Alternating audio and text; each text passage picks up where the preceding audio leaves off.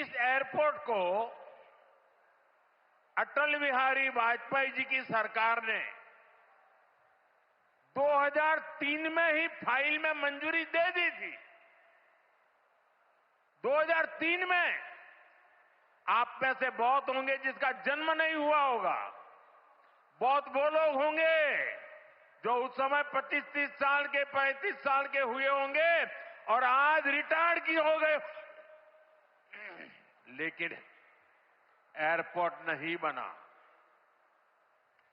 लेकिन केंद्र में कांग्रेस और यहां की पहले की सरकारों ने सालों तक इस एयरपोर्ट की नींव तक नहीं पड़ने दी। 2004 से 2014 तक ये एयरपोर्ट फाइलों में ही दबा रहा।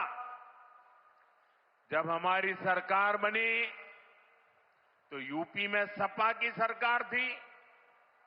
शुरू के 2-3 सालों में सपा वालों ने इस पर काम नहीं होने दिया। लेकिन जैसे ही यहां भाजपा एनडीए की सरकार बनी, दिल्ली में भाजपा एनडीए की सरकार बनी, तो जेवर एयरपोर्ट की नींव भी पड़ी, निर्माण भी हुआ और अब ये शुरू भी हो गया है। पहले सपा वालों ने नोएडा को अपनी लूट का एटीएम बना लिया था। लेकिन आज भाजपा सरकार में वही नोएडा यूपी के विकास का सशक्त इंजन बन रहा है। साथियों, जेवर का ये एयरपोर्ट डबल इंजन सरकार की कार्य संस्कृति का भी बहुत अच्छा उदाहरण है।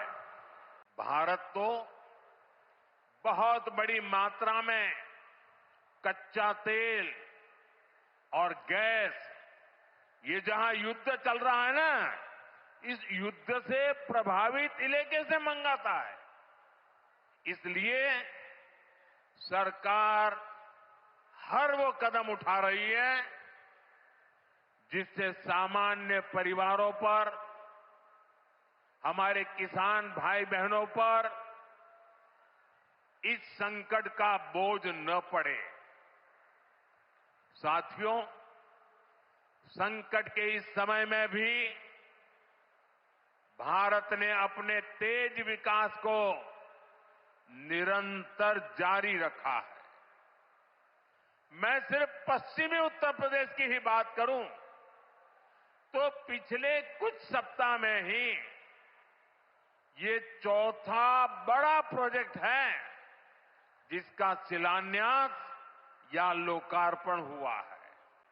देश प्रथम के भाव के साथ पिछले 11-12 वर्षों से आदरणीय प्रधानमंत्री जी के नेतृत्व में जो कार्य योजना नए भारत की बनी है, आज वह हम सबको देखने को मिल रहा है।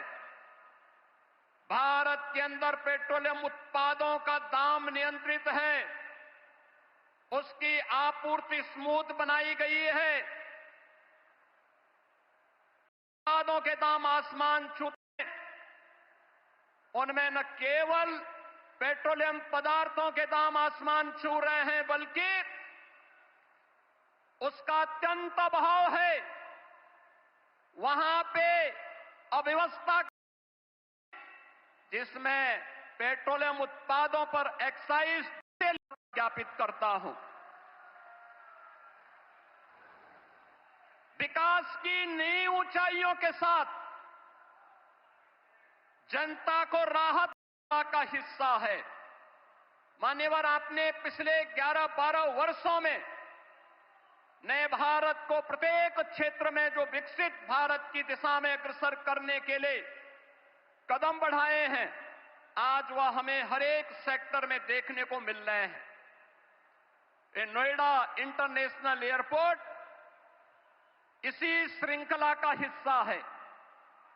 आज आपके कर कमलों से इस नव निर्माण की इस नई इकाई का लोकार्पण होने जा रहा है और यह नवसृजन उत्तर प्रदेश को ग्लोबल एविएशन के मैप पर एक नए सिरे से प्रस्तुत करने का कार्य कर रहा है।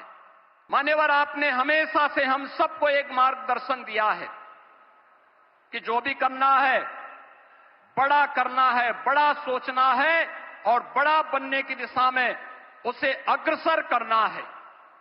ये इंटरनेशनल एयरपोर्ट जिसके निर्माण की दिशा में ज्यूरिख इंटरनेशनल एयरपोर्ट ने अपनी भूमिका का निर्वहन किया, लेकिन यहां के अन्नदाता किसानों के प्रति भी हम आभार व्यक्त करते हैं जिन्होंने यहां पर इंटरनेशनल एयरपोर्ट के निर्माण की दिशा में, जहां पर पहले तमाम प्रकार के आंदोलन चलते थे, उनके साथ डायलॉग बनाने के साथ ही जब उन किसानों को समयबद्ध मुआवजा और पुनर्वास के कार्यक्रम के साथ जोड़ा गया, तो आज 13,000 एकड़ लैंड नोएडा इंटरनेशनल एयरपोर्ट के लिए यहां के अन्नदाता किसानों ने यहां पर उपलब्ध करवाने में भी अपना योगदान किया है और इसके लिए मैं यहां के अन्नदाता किसानों को विशेष रूप से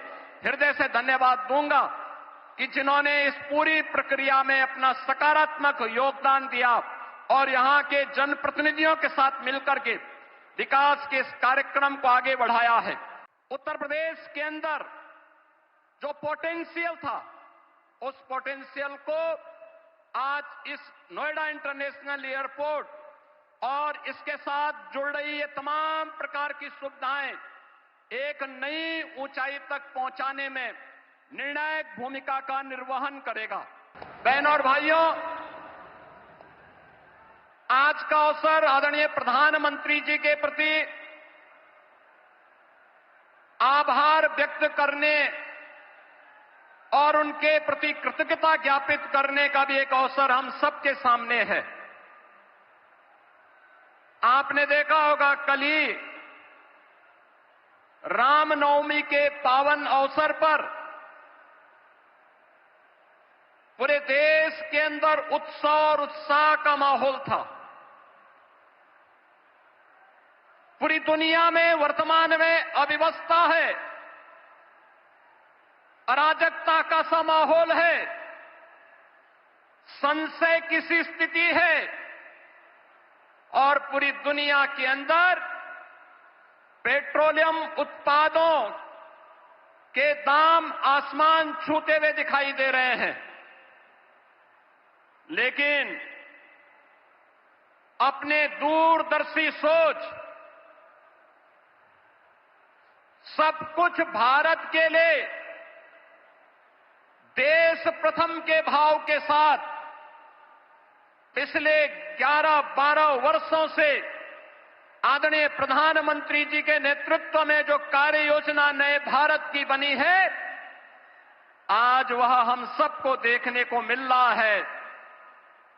भारत के अंदर पेट्रोलियम उत्पादों का दाम नियंत्रित है, उसकी आपूर्ति स्मूथ बनाई गई है।